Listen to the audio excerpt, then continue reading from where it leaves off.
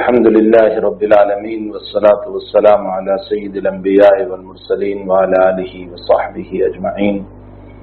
أما بعد، قال النبي صلى الله تعالى عليه وسلم: لا تزال قدم ابن آدم يوم القيامة عند ربه تبارك وتعالى حتى تسأله عن خمس: عن عمره فيما أفناه، وعن شبابه فيما أبلاه، وعن ماله من أين اكتسبه وفيما أنفقه، وعن علمه ما عمل فيما علم، أو كما قال عليه الصلاة والسلام. وقال النبي صلى الله تعالى عليه وسلم: ألا كلكم راع وكلكم مسؤول عن رعيته، أو كما قال عليه الصلاة والسلام. وقال الله تبارك وتعالى: يا أيها الذين آمنوا قوا أنفسكم وأهليكم نارا. صدق الله العظيم وصدق رسوله النبي الكريم، ونحن على ذلك لمن الشاهدين والشاكرين، والحمد لله رب العالمين. بزرگان محترم اور معزز خواتین، مائیں، بہنیں اور بیٹیاں،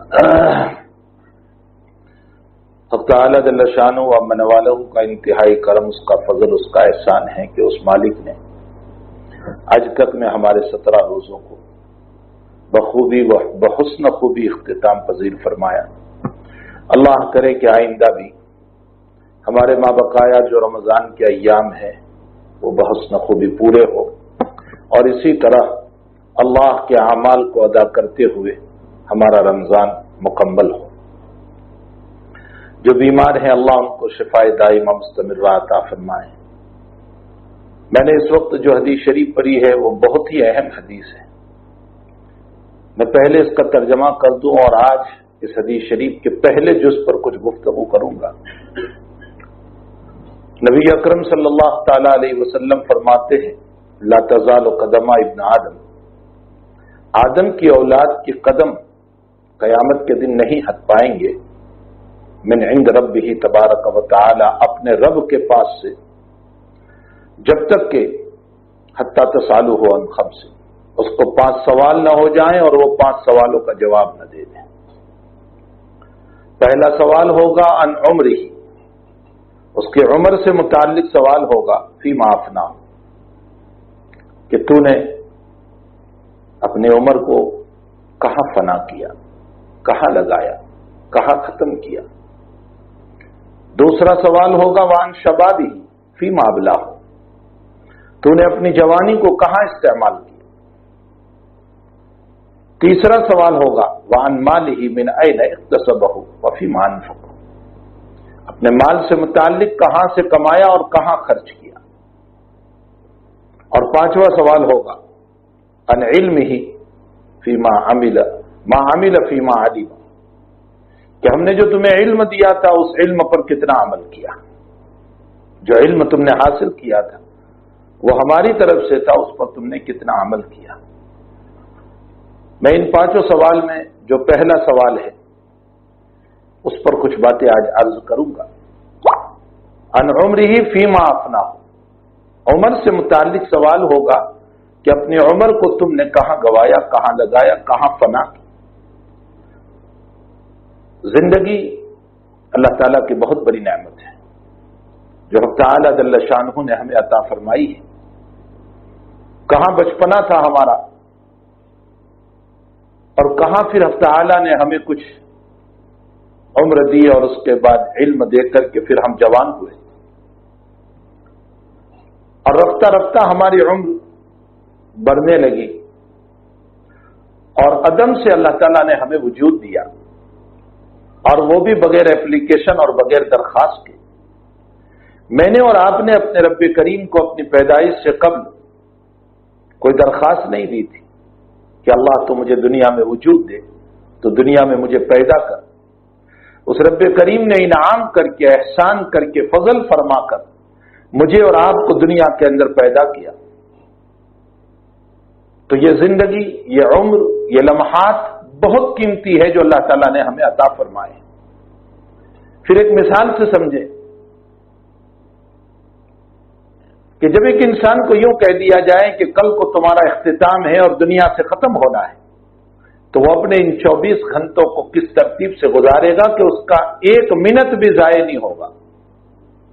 آپ پوچھئے جن کو سزائے موت سنائی جاتی ہے، ان پر جو افسران ہوتے ہیں، آپ ان سے پوچھئے کہ اس کی زندگی کیسے وہاں گزرتی ہے۔ اس کو جب یہ پتا ہے کہ اب 24 گھنٹے کے بعد مجھے اس دنیا سے رخصت ہونا ہے، تو وہ اپنا 1 منٹ بھی ضائع کرنا نہیں چاہتا، حتیٰ کہ اگر اس کو چائے پیش کی جائے تو وہ منع کر دیتا ہے، اس کو کھانا پیش کیا جائے تو وہ منع کرتا ہے۔ نہ وہ کھانے میں وقت گزارتا ہے، نہ چائے میں وقت گزارتا ہے، وہ اپنے رب کی یادوں میں وقت گزارتا ہے، اپنے اللہ کی یادوں میں وقت گزارتا ہے، اپنے مالک کی یادوں میں، حتیٰ کہ رات میں سوتا بھی نہیں، اس کو نیند نہیں آتی۔ یہ ضرور ہے کہ جہاں اس کو موت کا خوف ہے، وہاں یہ بھی تو ہے کہ یہ میرے لمحات اب دوبارہ مجھے نہیں ملیں گے، بس ختم۔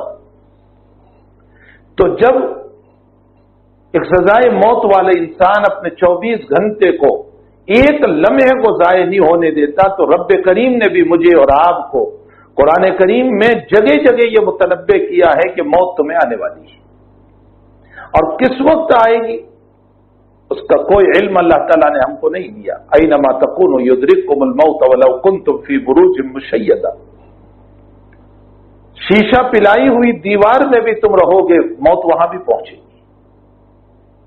نبی علیہ الصلوۃ والسلام کو فرمایا انک میت وانہم میتون، پیغمبر آپ کو بھی موت آ رہی ہے اور ان لوگوں کو بھی موت آئے گی۔ ثم انکم یوم القیامۃ عند ربکم تختصمون، یہ جو کفر شرک اور ایمان کی جو بحثیں کرتے رہتے ہیں، اس میں صحیح اور غلط کا فیصلہ قیامت کے دن ہو جائے گا کہ صحیح کون ہے اور غلط کون ہے، توحید والا کون ہے اور باغی کون ہے۔ تو انک میتن کہہ کر اشارہ کیا کہ جب صاحب شریعت علی صاحب الصلاۃ والسلام پر جب موت کا جھٹکا ہے تو پھر دنیا کو بھی مرنا ہے۔ پھر یہ کہ کب مرنا ہے، موت ضرور ہے مجھے اور آپ کو، کوئی انسان ایسا نہیں کہ جس کو موت نہیں آتی، مرنا ہے، یہ متفق علیہ مسئلہ ہے، لیکن موت کب آئے گی حق تعالی نے اس کو نہیں بتایا۔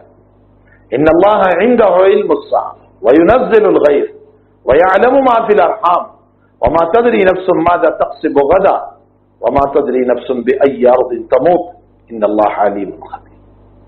قیامت کا علم اللہ ہی کے پاس ہے، ان اللہ عنده علم الساعة وَيُنَزِّلُ الْغَيْثَ، بارش کہاں برسے گی، کتنی برسے گی، اللہ کے علاوہ کوئی نہیں جانتا۔ غیث جب قرآن بولتا ہے تو اس سے بارش مراد ہوتی ہے، اور جب مطر کا لفظ قرآن بولتا ہے تو اس سے عذاب مراد ہوتا ہے۔ وَأَمْطَرْنَا عَلَيْهِمْ مَطَرًا فَسَاءَ مَطَرُ الْمُنذَرِينَ۔ وَيُنَزِّلُ الْغَيْثَ وَيَعْلَمُ مَا فِي الْأَرْحَامِ، ماں کے پیٹ میں بچہ ہے یا نہیں ہے، لڑکا ہے یا لڑکی، اللہ کے علاوہ کوئی نہیں جانتا۔ وَيَعْلَمُ مَا فِي الْأَرْحَامِ۔ ایک سطحی سوال اس کے اوپر ہوتا ہے کہ آپ آج کی ٹیکنالوجی، آج کی سونوگرافی، آج کا الٹرا ساؤنڈ یہ تو بتا دیتا ہے کہ یہ لڑکا ہے یا لڑکی، میل ہے یا فیمیل، اور قرآن کا دعویٰ ہے کہ اللہ کے علاوہ کوئی نہیں جانتا۔ اس کا جواب یہ ہے کہ حق تعالی جل شانہ و عم نوالہ کا دعویٰ تب ہے جب نطفہ جا رہا ہے۔ اب یہ نطفہ ضائع ہوگا، برباد ہوگا، اسقاط ہوگا، گر جائے گا، یا اس سے کچھ بنے گا، اور بنے گا تو کیا بنے گا، لڑکا یا لڑکی، اللہ کے علاوہ کوئی نہیں جانتا۔ اور تمہارے ساری مشینیں جو بتا رہی ہے وہ بن جانے کے بعد بتا رہی ہے، بن جانے کے بعد کوئی کمال نہیں ہے، اصل تو اس سے پہلے کمال ہے۔ حق تعالیٰ کا دعویٰ بالکل شروع کا ہے، جب نطفہ جا رہا ہے، جب منی کا قطرہ جا رہا ہے، اس سے متعلق اللہ کہتا ہے وما تدری نفس، کوئی نہیں جانتا اس کو، ما فی الارحام، یعنی رحم میں کیا ہونے والا ہے اس نطفے کا، اس قطرے کا، وہ اللہ کے علاوہ کوئی نہیں جانتا۔ تو جو کچھ مشینوں نے بتایا وہ بعد میں بتایا جبکہ وہ مکمل ہو گیا، بس اس میں تو صرف ایک پردہ ہے چمڑی کا، اور اس کے اوپر سے مشین نے بتا دیا، لیکن جب کچھ نہیں تھا اس وقت دنیا کی کوئی مشین نہیں بتا سکتی، اور قیامت کا سویرا ہو جائے گا کہ جانے والے نطفے سے متعلق قیامت تک کوئی مشین نہیں آ سکتی کہ جو بتا دے۔ یہ قرآن کریم کا دعویٰ ہے، وَيَعْلَمُ مَا فِي الْأَرْحَامِ وَمَا تَدْرِي نَفْسٌ مَاذَا تَكْسِبُ غَدًا، اور تجھے یہ بھی معلوم نہیں کہ کل کیا ہونے والا ہے۔ بالکل صحیح ہے، کل کیا ہونے والا ہے ہمیں کچھ پتہ نہیں۔ کل موت ہوگی، حیات ہوگی، طوفان ہوگا، نہیں ہوگا، مصائب ہوں گے، خوشیاں ہوں گے، غمی ہوگی، خوشی ہوگی، امیری ہوگی، غریبی ہوگی، بیماری ہوگی، صحت ہوگی، کچھ پتہ نہیں۔ ایک انسان اچھا خاصا شام میں ہوتا ہے اور دوسرے دن اس کی موت کی خبریں آتی ہیں۔ آج دیکھ لیجئے کتنے واقعات ایسے ہو رہے ہیں کہ آج باتیں کر رہا ہے اور رات 2 بجے فون آ رہا ہے کہ آپ کے آدمی کا انتقال ہو گیا، موت ہو گئی۔ وما تدری نفس ماذا تکسب غدا وما تدری نفس بأی ارض تموت، کس زمین میں تو مرنے والا ہے اللہ کے علاوہ کوئی نہیں جانتا۔ آپ دیکھ لیجئے کہ انسان کی تمنا کہاں مرنے کی ہوتی ہے اور وہ کہاں جا کر کے مر جاتا ہے۔ یہ اللہ کا دعویٰ ہے۔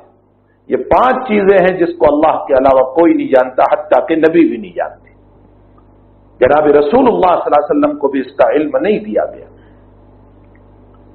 اور یہی وہ بات ہے ان اللہ عنده علم الساعہ کہ جب جبریل امین علیہ السلام نے نبی کریم صلی اللہ علیہ وسلم کو حدیث جبریل میں جو سوالات کیے تھے، ان سوالوں میں ایک سوال یہ تھا، مثلا مل ایمان، مل اسلام، مل احسان، اس میں ایک سوال یہ بھی تھا متی الساعہ، قیامت کب قائم ہو؟ حضرت نے جواب دیا مل مسئول عنہا بعلم من السائل، جبریل تمہیں پتہ نہیں تو مجھے بھی پتہ نہیں، میں مسئول ہوں، تم سائل ہو، اگر تمہیں علم نہیں تو مجھے بھی نہیں۔ اور پھر نبی اکرم صلی اللہ علیہ وسلم نے استدلال میں اس آیت کو پڑھا، ان اللہ عنده علم الساعہ وینزل الغیث۔ اس آیت پر ایک سوال اور ہوتا ہے، وہ یہ کہ اس میں تو صرف غیب کی چیزیں 5 ہی بیان کی گئی، مغیبات 5 ہے، قیامت کا علم، بارش، ماں کے پیٹ میں کیا ہے، کل کیا ہونے والا ہے، اور موت کہاں ہے۔ حالانکہ غیب کی باتیں تو بے شمار ہے، اللہ عالم الغیب والشہادہ ہے، اس کی بہت بڑی فہرست ہے غیب کی، یہاں تو 5 ہی باتیں بیان کی۔ حضرات مفسرین نے اس کا جواب دیا کہ سارے مغیبات جو ہیں وہ چونکہ قرآن ایک جامع کلام ہے، اس لیے تمام غیب کی باتوں کو اس آیت کے اصول میں بند کر دیا گیا ہے، اس لیے کہ یا تو ان غیب کا تعلق مکان سے ہوگا یا زمان سے ہوگا۔ مکان کا مطلب زمین سے ہوگا یا زمانے سے ہوگا، اور پھر زمانے سے متعلق ہیں تو زمانے 3 ہیں، ماضی یعنی گزرا ہوا زمانہ، حال یعنی موجودہ زمانہ، اور آئندہ یعنی مستقبل جو زمانہ آ رہا ہے۔ یہ تینوں مغیبات جو ہے یہ اس آیت کے اندر داخل ہے، تو ماضی کے غیب کی باتیں بھی اس میں آ گئی، حال کی غیب کی باتیں بھی اس میں آ گئی، آئندہ کی غیب کی باتیں بھی اس میں آ گئی، تو یہ تمام زمانے کے جتنے غیب تھے وہ بھی آ گئے، اور مکان اور زمین کے اعتبار سے جتنی غیب کی باتیں ہیں وہ بھی آ گئی۔ اللہ تعالیٰ نے یہ جو فرمایا کہ بِأَيِّ أَرْضٍ تَمُوتُ، کس زمین میں تو مرنے والا ہے، اشارہ کر دیا اس بات کی طرف کہ زمینی اور مکان کے اعتبار سے جتنی غیب کی باتیں ہو سکتی ہے میں ہی جانتا ہوں۔ اور اس کے علاوہ جو ان اللہ عنده علم الساعة وينزل الغیث ويعلم ما في الارحام وما تدری نفس ماذا تکسب غدا، اس کے اندر زمانے کو بیان کیا، کل کیا ہونے والا ہے، مستقبل، قیامت کب آئے گی یہ بھی مستقبل ہے، اس وقت ماں کے پیٹ میں کیا ہے، حال ہے، اور اسی کے ضمن میں جب حال اور مستقبل آ گیا تو گزرا ہوا زمانہ تو بطریق اولا آ گیا۔ اس لیے اللہ نے ان چاروں چیزوں کے اندر ماضی کے غیب کو بھی بیان کر دیا، حال کے غیب کو بھی بیان کر دیا، مستقبل کے غیب کو بھی بیان کر دیا، اور اس جامع آیت کے اندر یہ بتا دیا ساری غیب کی باتیں چاہے زمین سے متعلق ہو یا زمانے سے متعلق ہو، اور زمانہ چاہے ماضی ہو، حال ہو، مستقبل ہو، اللہ کے علاوہ کوئی نہیں جانتا۔ تو یہ جامع آیت ہے۔ بہرحال میرے بھائیوں اور میری بہنوں، عمر ایک بہترین اللہ تعالیٰ کی نعمت ہے جو اللہ تعالیٰ نے ہمیں عطا فرمائی ہے، یہ عظیم المرتبت نعمت ہے، لیکن افسوس سر افسوس کہ اس عمر کو اچھے کاموں میں لگانے کے بجائے ہم نے اس عمر کو ضائع کر دیا۔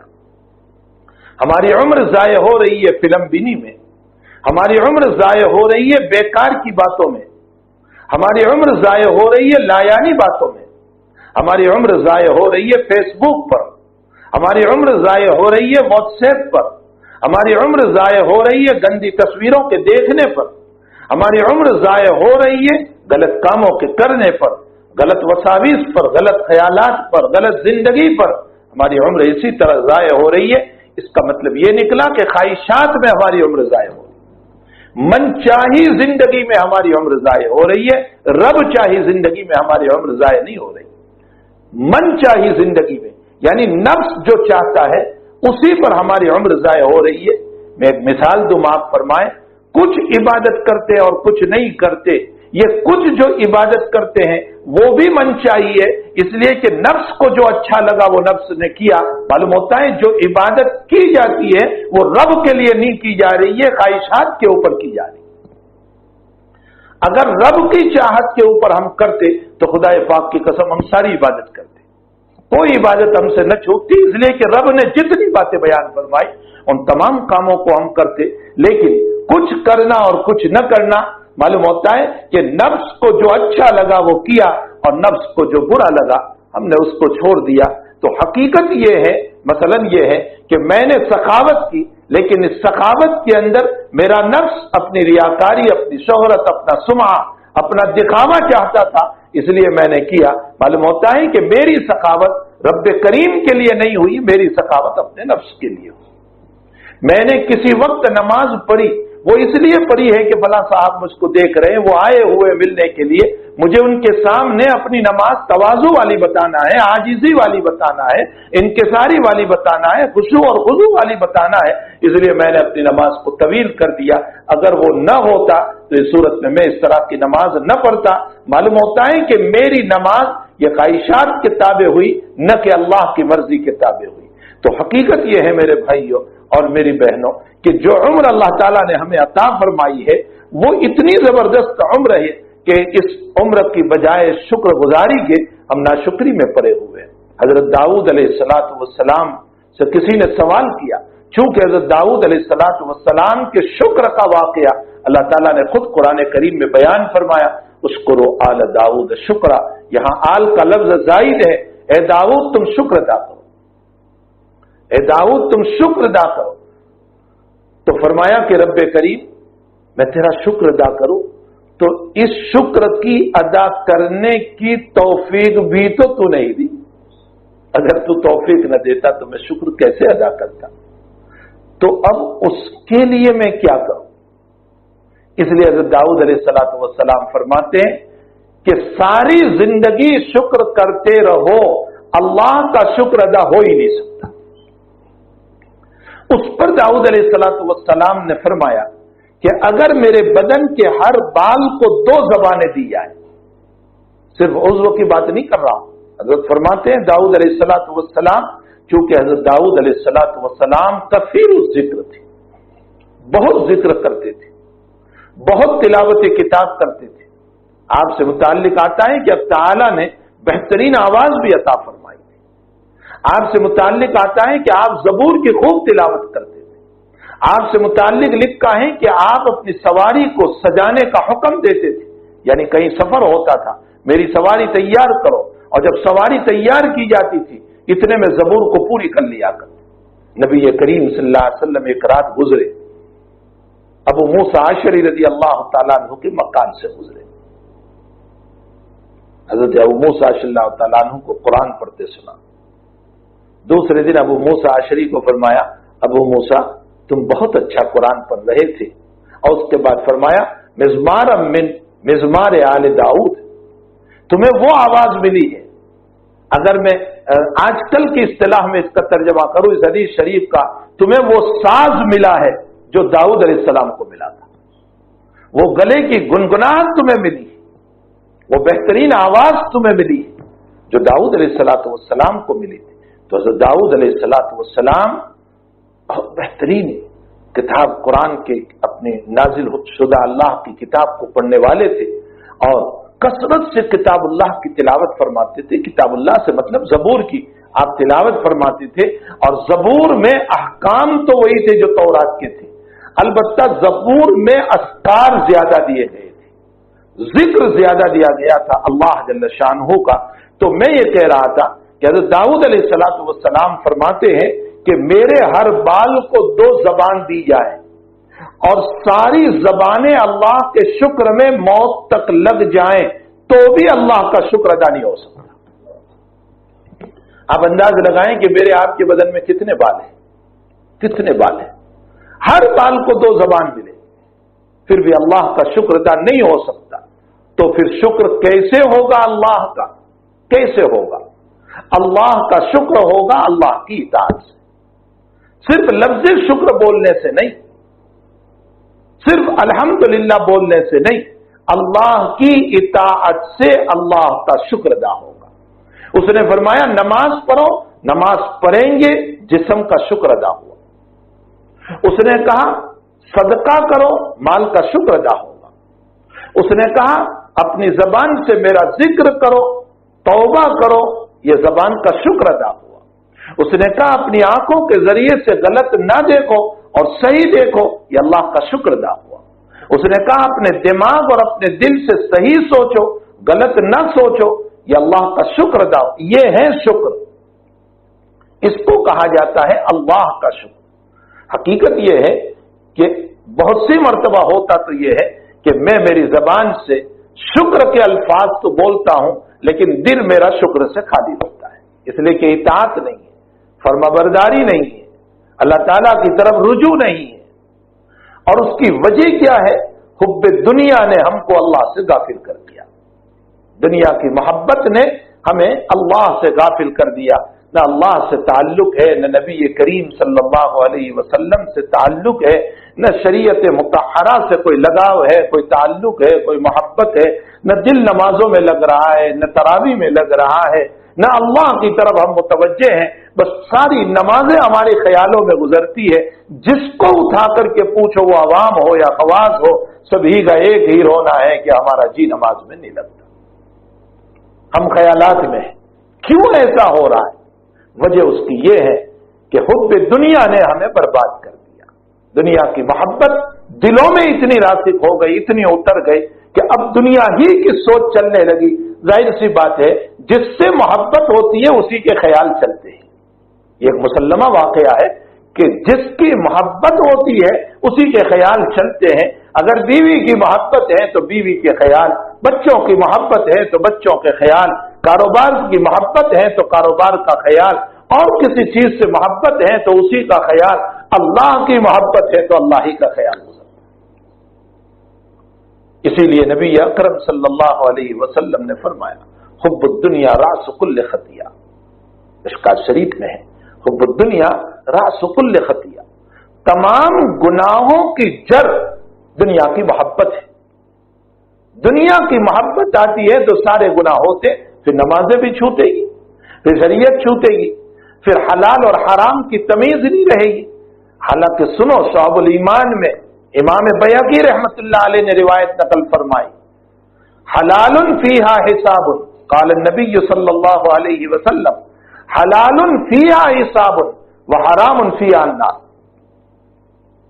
اگر حرام مال اور حرام چیز ہے اس کے لیے جہنم میں حساب کچھ نہیں، حلال ہے تو اس کا بھی حساب دینا پڑے گا۔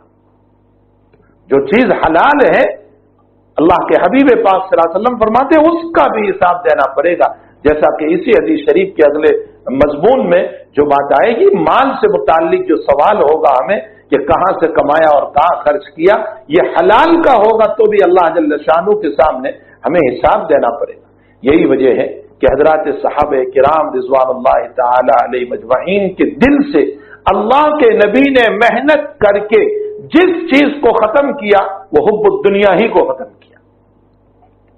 آپ نے اور کوئی محنت نہیں فرمائی، یہی محنت آپ نے فرمائی کہ صحابہ کرام کے دل سے محبت کو ختم کیا۔ اور کیسی محبت ان کے دلوں سے ختم ہو گئی کہ لن تنالوا البر حتى تنفقوا مما تحبون کا، کہ اللہ تمہاری محبوب چیز کو مانگتا ہے۔ تو حضرت ابو طلحہ رضی اللہ تعالیٰ عنہ قیمتی سے قیمتی باغ لے کر نبی علیہ السلام کی خدمت میں حاضر ہو گئے۔ ایک اور صحابی کے باغ میں آتا ہے کہ وہ اپنے باغ میں نماز پڑھ رہے تھے اور باغ بڑا گنجان تھا اور بڑا پھیلا ہوا تھا۔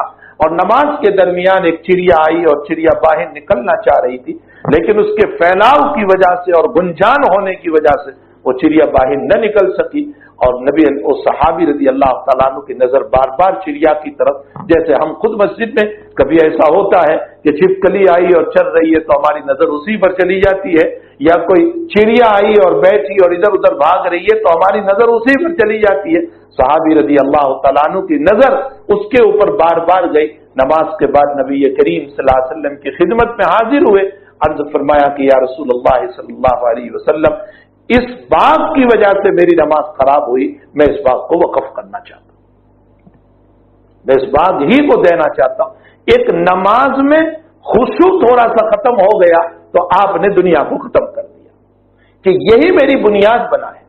کعب بن مالک رضی اللہ تعالیٰ عنہ کی جب توبہ قبول ہوئی اور قرآن کریم میں آپ کی توبہ کو اتارا گیا، وعلی الثلاثۃ الذین خلفوا، اور جب ان کی لقد تاب اللہ، ان کی توبہ قبول ہوئی، تو اس موقع پر کعب بن مالک رضی اللہ تعالیٰ عنہ حضور پاک صلی اللہ علیہ وسلم کی خدمت میں حاضر ہوئے اور فرمایا، اللہ کے حبیب، جب میرے مولا نے میری توبہ کو قبول کر لیا تو میں اپنا سارا مال وقف کر دیتا ہوں۔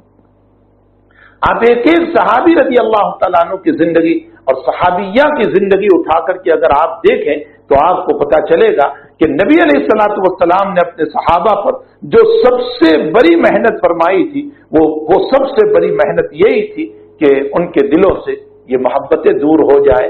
حب الدنیا راس کل خطیہ، اسی لیے صوفیہ نے اس حدیث شریف سے آگے ایک جملہ بڑھایا،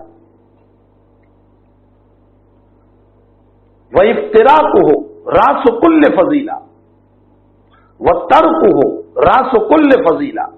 جب نبی علیہ الصلوۃ والسلام نے فرمایا حب الدنیا راس کل خطیہ، دنیا کی محبت تمام برائیوں کی، گناہوں کی جڑ ہے، تو صوفیہ آگے فرماتے ہیں اس کی تشریح کرتے ہوئے، وہ حدیث نہیں ہے، وَتَرْكُهُ رَاسُ كُلِّ فَضِيلَةٍ، اور اگر دنیا کو چھوڑو گے تو اللہ تعالیٰ تمام فضیلتیں عطا فرمائیں گے، تمام کامیابی عطا فرمائیں گے۔ تو نبی اکرم صلی اللہ تعالی علیہ وسلم نے حضرات صحابہ کرام کے دلوں سے اسی کی محبت کو نکالا۔ اسی لیے حضرت حسن بصری رحمہم اللہ تعالی، جو بہت بڑے تابعی ہیں، بہت بڑے تابعی ہیں، میں اس سے پہلے بھی ان کی منقبت اور فضیلت کو ذکر کر چکا ہوں۔ حضرت حسن بصری رحمۃ اللہ علیہ کا جملہ، واللہ قد ادرکنا اقواما لو رأوکم لقالوا هؤلاء لا يؤمنون باللہ والیوم الآخر۔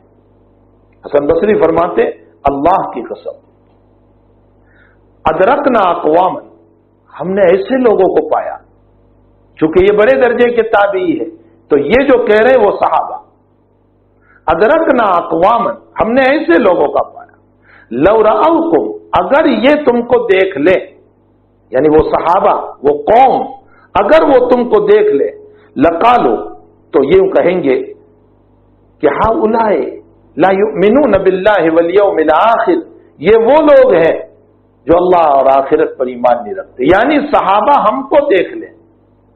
حسن بصری کہہ رہے ہیں کہ ہم نے ان صحابہ کو پایا ہے جو صحابہ تم کو دیکھ لے تو وہ یوں کہیں گے کہ تمہیں آخرت پر ایمان نہیں۔ یہ کس زمانے میں حسن بصری کہہ رہے؟ خیر القرون ہے، صحابہ سے متصل زمانہ ہے، جس کی نبی علیہ الصلوۃ والسلام نے تعریف بھی فرمائی ہے، خیر القرون قرنی، میرا زمانہ، ثم الذین یلونہم، تابعین کا زمانہ، ثم الذین یلونہم، تب تابعین کا زمانہ۔ جس زمانے کی نبی نے تعریف فرمائی اس زمانے کے لوگوں کو حسن بصری یہ کہہ رہے ہیں کہ اگر صحابہ تم کو دیکھ لیں کہ تمہیں مومن نہیں سمجھیں گے۔ یہ کس نے نقل کیا ہے؟ میں حوالہ بھی دے دوں۔ عام طور پر یہ جملہ تو لوگ نقل کرتے، لیکن کس نے یہ جملہ نقل کیا آپ کا؟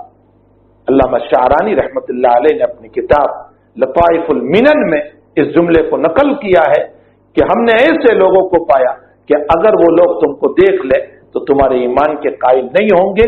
اس کی وجہ یہ ہے کہ حب الدنیا، دنیا کی محبت ہمارے اندر ایسی آ چکی۔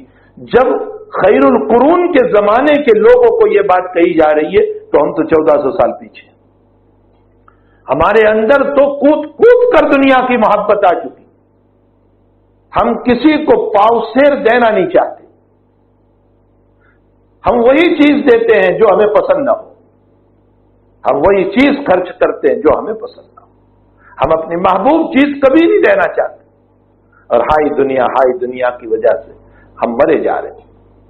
صوفیہ نے لکھا ہے کہ دنیا ساحرہ ہے، ساحرہ کا معنی جادوگر، دنیا جادوگر ہے، اور صوفیہ فرماتے اس کا جادو یہ ہاروت و ماروت کے سکھائے ہوئے جادو سے خطرناک ہے۔ ہاروت اور ماروت کیا ہے؟ قرآن کریم میں حق تعالی جل شانہ نے پہلے ہی پارے کے 11ویں رکوع میں اس واقعے کو نقل کیا ہے کہ حق تعالی جل شانہ نے دو فرشتوں کو اتارا تھا انسانی شکل میں، ہاروت و ماروت ان کا نام تھا۔ وما يعلمان من احد حتى يقولا انما نحن فتنة فلا تکفر۔ ان کے پاس جادو تھا، لوگ جادو سیکھنے کے لیے آتے تھے، تو یہ پہلے یوں کہتے تھے کہ دیکھو ہم آزمائش بن کر آئے ہوئے ہیں کہ کون ان جادو میں پڑھ کر کے کفر کرتا ہے اور کون جو ہے اس علم کو نہیں سیکھتا۔ نبی علیہ الصلوۃ والسلام نے فرمایا الا انبئکم باکبر الکبائر، میں تمہیں بڑے بڑے گناہ نہ بتاؤں؟ صحابہ نے فرمایا ضرور یا رسول اللہ۔ فرمایا شرک باللہ، بہت بڑا گناہ، وعقوق الوالدین، والدین کی نافرمانی بہت بڑا گناہ، والسحر، اور سحر بہت بڑا گناہ، جادو بہت بڑا گناہ۔ قرآن کی یہ آیت بتا رہی ہے کہ ہاروت و ماروت سیکھنے والوں کو یوں کہتے تھے لا تکفر، کفر نہ کرو۔ معلوم ہوتا ہے کہ سحر سیکھنے والا اس کو حلال سمجھ کر کے سیکھ رہا ہے اور کلمات کفر بول رہا ہے تو ایمان سے نکل جاتا ہے، وہ کافر ہو جاتا ہے۔ فَيَتَعَلَّمُونَ مِنْهُمَا مَا يُفَرِّقُونَ، اچھا جب وہ سکھاتے تھے تو اس جادو کا اثر کیا پڑتا تھا؟ فَيَتَعَلَّمُونَ مِنْهُمَا مَا يُفَرِّقُونَ بِهِ بَيْنَ الْمَرْءِ وَزَوْجِهِ، وہ جو جادو سکھاتے تھے اس جادو کا نتیجہ کیا نکلتا تھا؟ بین المرء وزوجہ، میاں بیوی کے درمیان تفریق، جدائی۔ معلوم ہوتا ہے قرآن اشارہ کر رہا ہے کہ جادو میں وہ طاقت ہے کہ شوہر اور بیوی کے درمیان اختلاف پیدا کر دے، جدائی پیدا کر دے۔ اب آئیے اس مضمون پر صوفیہ فرماتے کہ ہاروت و ماروت کا جادو یفرق بین المرء وزوجہ، اور دنیا کا جادو یفرق بین العبد وبین اللہ تعالی۔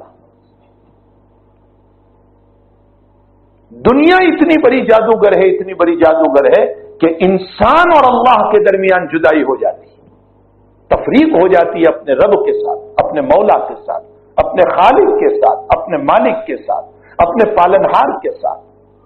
اور جب اللہ ہی سے تفریق ہو گئی حب دنیا کی وجہ سے، دنیا کی محبت کی وجہ سے، تو پھر مالک کا رحم کہاں اترے گا؟ مالک کا کرم کہاں اترے گا؟ مالک کی عنایتیں کہاں اترے گی؟ مالک کی طرف سے پیار محبت دلار کہاں اترے گا؟ پھر اس کی طرف سے اس تفریق کی بنیاد پر نتیجہ یہ ہوگا کہ دنیا میں جب تفریق بین المرء وزوجہ ہوتا ہے تو ایک دوسرے کے دشمن بن جاتے ہیں۔ یہ دنیا کی محبت ہمیں جب اپنے رب سے جدا کر دیتی ہے اور تفریق کر دیتی ہے تو پھر اللہ کی طرف سے حالات اترتے ہیں، مصائب اترتے ہیں، پریشانیاں اترتی ہیں، ظلم اترتے ہیں، نہ معلوم کیا کیا بلائیں اور وبائیں اترتی ہیں، کیسے کیسے سازشیں اور پلان اترتے ہیں، یہ سب اللہ کی طرف سے۔ ایک رات نبی اکرم صلی اللہ تعالی علیہ وسلم سوئے ہوئے تھے، اٹھے، تہجد میں تھے، اور فرمایا میری گھر والیوں کو جگاؤ۔ حضرت فرما رہے، بخاری شریف کی روایت ہے، میری گھر والیوں کو جگاؤ، اس لیے کہ آج کی رات میں اللہ نے بہت سارے خزانوں کو بھی اتارا، یعنی اچھی چیز، وَأُنزِلَ الْفِتْنَ، اور فتنوں کو بھی اتارا۔ گھر والیوں کو اس لیے جگاؤ کہ خیر مانگے اور فتنوں سے پناہ چاہے۔ آپ انداز لگائیں کہ فتنے بھی وہیں سے اترتے ہیں، دنیا کی کوئی طاقت فتنہ نہیں کرتی، فتنے کا نزول بھی اللہ ہی کی طرف سے، ساری باتوں کا نزول، خیر کا بھی، شر کا بھی، اچھائی کا بھی، برائی کا بھی، فتنوں کا بھی، بلاؤں کا بھی، وباؤں کا بھی، सारी बातों का नुज़ूल आसमान ही से होता है। तो मेरे भाइयों और मेरी बहनों, हारूत और मारूत का जो जादू था वो तो युफर्रिक़ु बैनल मर्इ व ज़ौजिही, लेकिन दुनिया जो जादूगर है वो इतनी मोहब्बत हमारे अंदर डाल देती है, इतनी मोहब्बत हमारे अंदर डाल देती है कि जिसकी वजह से हमारी तफरीक हो जाती है अपने रब के साथ, अपने मौला के साथ जुदाई हो जाती है, और जिसके नतीजे में मसला ये होता है कि फिर अल्लाह की तरफ से जो मोहब्बत, जो प्यार, जो दुलार मिलना चाहिए वो हमें नहीं मिलता। इसीलिए मुअर्रिखीन ने एक अजीब व गरीब बात नकल की है कि ग़ज़वे बद्र के अंदर अबू जहल जो सरदार था, उमय्या इब्न खलफ अबू जहल के पास आया शुरू होने से पहले जंग के, और कहने लगा कि अमीर अलवादी, वादी का माना मक्का, ए वादी के अमीर, ए हमारे सरबराह, आज हम मोहम्मद और उसके साथियों के साथ जान तोड़ कर लड़ेंगे, खूब मुकाबला करेंगे, आप जैसे कहेंगे उसके मुताबिक चलेंगे, लेकिन आप इतना तो बताएं कि मोहम्मद वाकईतन सच्चा है या झूठा है। मुअर्रिखीन ने लिखा है कि अबू जहल ने उस वक्त कहा था कि मोहम्मद 100% अपने दावे में सच्चा है और वो नबी है और वो मैं जानता हूं, लेकिन हम इसलिए मुकाबला कर रहे हैं और उसकी बात का इकरार नहीं कर रहे हैं कि हमारी सरदारी चली जाएगी। ये नबी करीम सल्लल्लाहु अलैहि वसल्लम के इकरार से रोकने वाली चीज थी, वो हुब्बुद दुनिया थी, ये दुनिया की मोहब्बत थी। इसी दुनिया की मोहब्बत ने उसको ईमान के करीब नहीं जाने दिया। नतीजा ये हुआ कि वो दायमी तौर पर जहन्नम का मुस्तहिक हो गया। उमय्या इब्न खलफ दायमी तौर पर जहन्नम का मुस्तहिक हो गया। उतबा और शैबा और वलीद दायमी तौर पर जहन्नम के मुस्तहिक हो गए। तो हकीकत यह है कि ये इतनी बड़ी साहिरा है, इतनी बड़ी साहिरा है कि अल्लाह ताला इसके सहर यानी दुनिया इतनी बड़ी जादूगर है कि अल्लाह ताला इसकी जादूगरी से हमारी हिफाजत फरमाए। फिर मेरे भाइयों और मेरी बहनों, एक बात मुझे ये भी कहना है कि दुनिया का बदल मौजूद है, लेकिन दुनिया के खातिर जिस आखिरत को छोड़ रहे हैं उसका बदल नहीं हो सकता। दुनिया का बदल मौजूद है। बेटा मर गया, अल्लाह ने दूसरा बेटा भी तो दिया है। बेटी का इंतकाल हो गया, अल्लाह ने दूसरी बेटी भी तो दी है। बीवी की मौत हो गई, अगर तू शादी करना चाहे तो अल्लाह ताला ने तुझे और औरत भी दी। शौहर का इंतकाल हुआ, अगर तू निकाह करना चाहे तो अल्लाह ताला तुझे दूसरा शौहर भी देगा। तेरी दुकान का कोई मसला हो गया, अल्लाह कल को फिर कहीं ना कहीं से तेरी रोजी रोटी का इंतजाम करेगा। दुनिया में फौत होने वाली चीज का बदल मौजूद है, लेकिन ईमान और अल्लाह अगर जिंदगी से फौत हो गया तो उसका कोई बदल नहीं, बस फिर हमेशा के लिए जहन्नम है। इसीलिए शायर कह रहा है, लिकुल्ल शैइन इदा फारक्तहु इवजुन, लिकुल्ल शैइन इदा फारक्तहु इवजुन वलैसा लिल्लाहि इन फारक्तहु मिन इवज। तमाम चीजें अगर तुझसे जुदा हो जाए तो उसका इवज मौजूद है, लेकिन अगर अल्लाह तुझसे जुदा हो गया, अल्लाह ही की बगावत हो गई, तो फिर इस सूरत में उसका बदल कुछ नहीं हो सकता है। इसलिए हमें चाहिए, और फिर इस मसले पर अगर गौर करें कि जिस हुब्बे दुनिया के खातिर हम मरे जा रहे हैं, वो मौत के मौके पर हमसे जुदा हो जाती है। और जो ईमान और आमाल सालिहा से मोहब्बत करने वाले हैं, उनका ईमान और आमाल सालिहा मौत के बाद भी साथ जाता है। अब गौर फरमाएं कि जब इंसान का जनाजा चलता है, जनाब रसूलुल्लाह सल्लल्लाहु अलैहि वसल्लम ने फरमाया कि इंसान का जब जनाजा चलता है तो उसके साथ तीन चीजें चलती हैं। एक उसके रिश्तेदार आल औलाद वो साथ जाते हैं, एक उसका माल जितना भी है चादर की शक्ल में, रजाई की शक्ल में जाता है, लेकिन और तीसरे इसके अमाल, तीन चीजें साथ जाती हैं। हकीमुल इस्लाम हजरत कारी तय्यब साहब नव्वरल्लाहु बरकतहू ने इस रिवायत को बहुत अच्छे प्यारे अंदाज में समझाया। हजरत फरमाते हैं कि एक आदमी मर रहा था, उसके तीन भाई थे। उसने अपने बड़े भाई को बुलाया और यूं कहा कि बड़े भाई, मैंने जिंदगी भर तेरी साथ वफादारी की, तेरा ताउन किया, तेरी मदद की, اور तेरे खातिर मैंने सब कुछ कुर्बान किया, हत्ता कि मेरी जान निछावर कर दी तेरे लिए। हाय हाय, मैंने मेरी रात को रात नहीं समझा, मैंने मेरे दिन को दिन नहीं समझा, बस मैं तेरे ही लिए दौड़ता रहा दौड़ता रहा दौड़ता रहा हर वक्त। आज मैं मर रहा हूं, मेरी कुछ मदद करेगा तू? तो बड़ा भाई कहता है कि मैं क्या मदद करूं, मैं कुछ नहीं कर सकता। बहुत बहुत तो इतना होगा कि जब तक आपकी आंख खुली रहेगी, आप मुझे देखते रहेंगे, मैं आपके करीब बैठूंगा और जब आपकी आंखें बंद हो जाएगी तो मैं उठ जाऊंगा। उसने अपने दूसरे भाई को बुलाया, जो औसत था, जो दूसरे नंबर का था, उसको बुलाया और उसको बुलाने के बाद यूं कहा कि मेरे भाई, मैंने तुम्हारी बहुत खिदमत की, रात दिन एक कर दिया, मैंने अपनी नींद को कुर्बान किया, अपने दिन को कुर्बान किया, हर वक्त मैं तुम्हारी फिक्रों में रहा, आज मैं मर रहा हूं, मेरी मदद कुछ करो।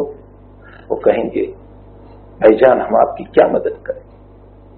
बाद जुमलों में बताया कि अपने बेटों को बुलाया, यानी ये मिसाल बेटों से समझाई कि पहले बड़े बेटे को बुला करके काम मेरी मदद, तो बड़ा बेटा कहता है मैं कुछ नहीं कर सकता हूं, जब तक आंख खुली रहेगी आप मुझे देखते रहोगे, आंख बंद हो गई मसला खत्म, मैं उठ जाऊंगा।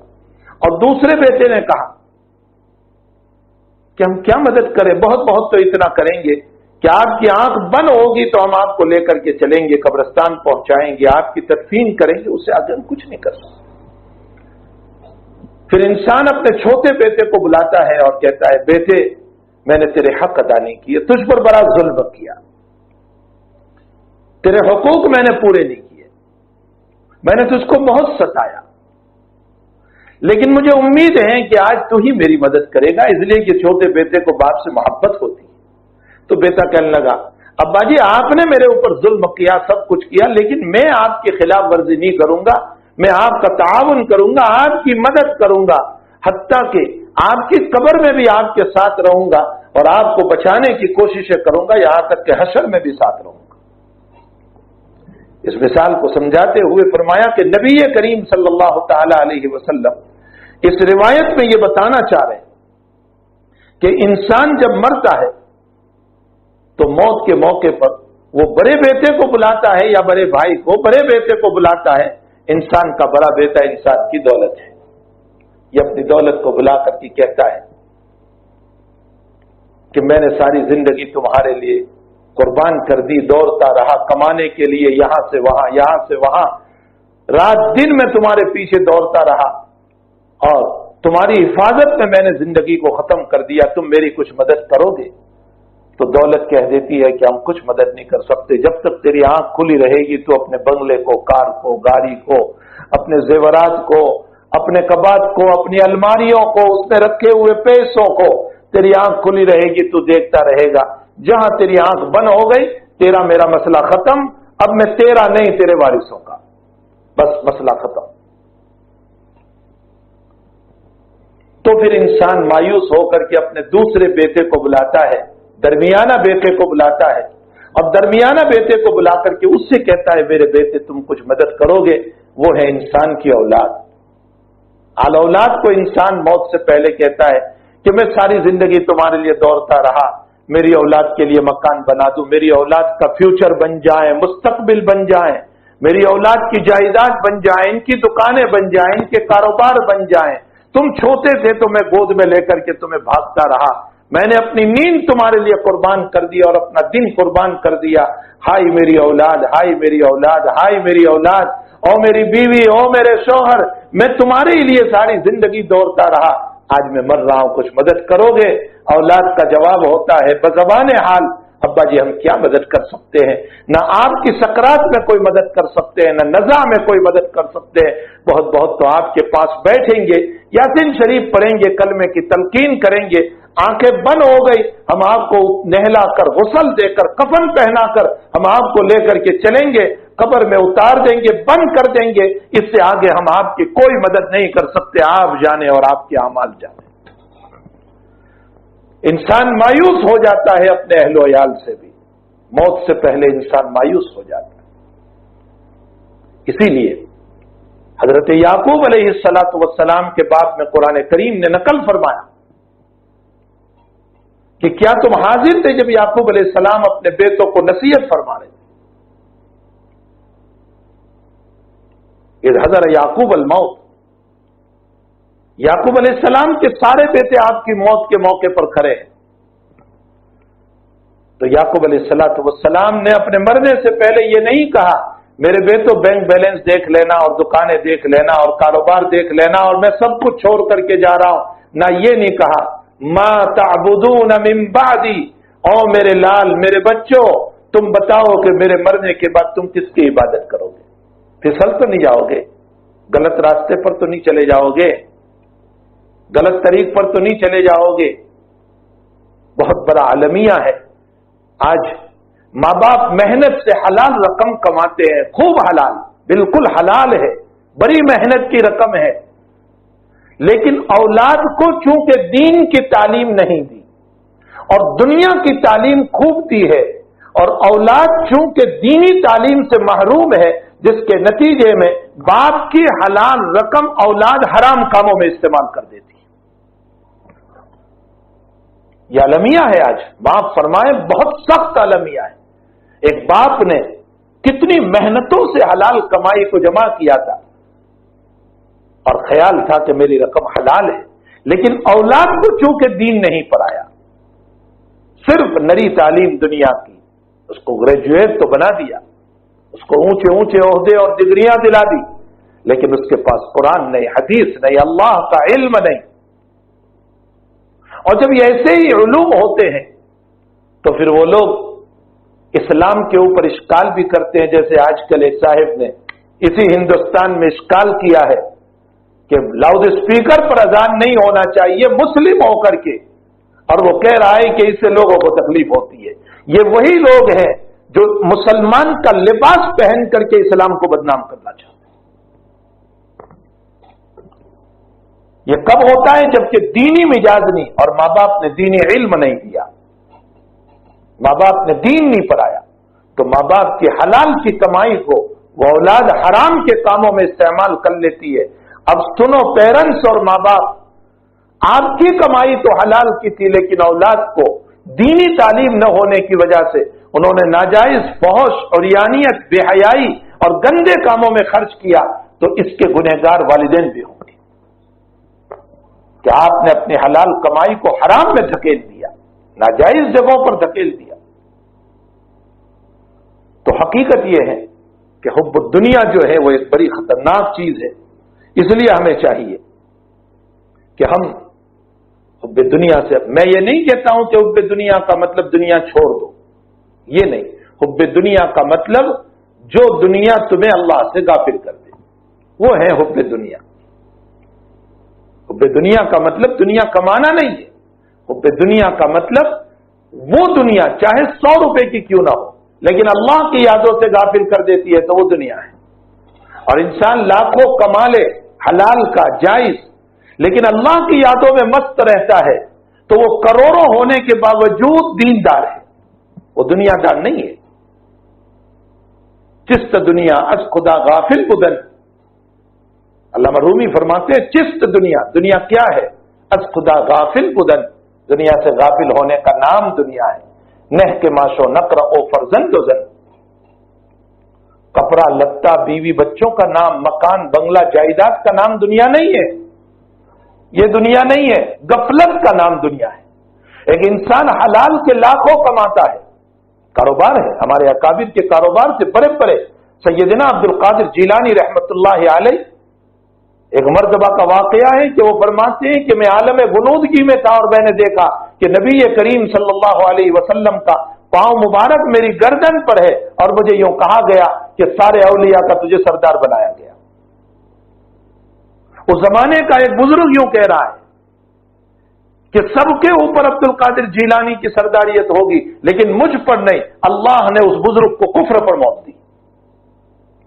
ایسے بھی واقعات ہیں، لیکن عبد القادر جیلانی رحمت اللہ علیہ تھوک بندی اور ہول سیلر ویپاری تھے، بہت بڑا کاروبار تھا، تو کیا وہ دنیا دار تھے؟ ابو حنیفہ بہت بڑے کاروباری آدمی تھے، کیا وہ دنیا دار تھے؟ نہیں، دنیا نام ہے اللہ سے غفلت کا۔ 100 روپے میرے پاس ہو لیکن میں اللہ سے غافل، نمازوں کی طرف میرا دل نہیں، میں نماز چھوڑتا ہوں تو میں پکا دنیادار ہوں اور میرے پاس حلال کے لاکھوں ہے، کاروبار کرتا ہوں تو کروڑوں ہوتے ہوئے بھی دیندار ہوں۔ یہ ہے دنیا کا مطلب۔ تو فرمایا کہ انسان موت کے موقع پر بڑے بیٹے کو بلاتا ہے، یعنی اپنی دولت کو، وہ کہتے ہیں ہم کچھ نہیں کر سکتے۔ درمیانی بیٹے کو بلاتا ہے، یعنی اپنی آل اولاد کو، کہ میری مدد کا کچھ نہیں، قبر تک آئیں گے، اتار کر چلے آئیں گے۔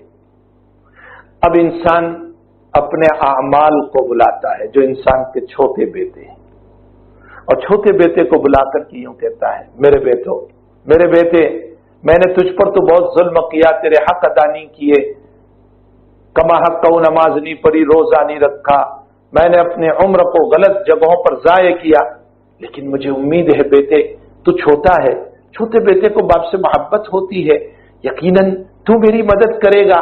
تو اس کے اعمال اس کو یوں کہتے ہیں، اے انسان، اگرچہ تو نے میرے حقوق پورے نہیں کیے، میں ٹوٹے پھوٹے ہونے کی شکل میں ہوں، لیکن تو فکر نہ کر، جہاں تجھے تیری اولاد چھوڑ کر کے چلی جائے گی، تیری دولت چھوڑ کر کے چلی جائے گی، وہاں تیرے اعمال تیرے ساتھ چلیں گے، میں قبر میں بھی تیرے ساتھ رہوں گا، حشر میں بھی تیرے ساتھ رہوں گا، مجھ سے بن پڑے گا اتنی میں تیری مدد کروں گا، قبر میں بھی عذاب کو آنے نہیں دوں گا اور حشر میں بھی عذاب کو آنے نہیں دوں گا، میری بس میں جتنا ہوگا میں تیری مدد کروں گا۔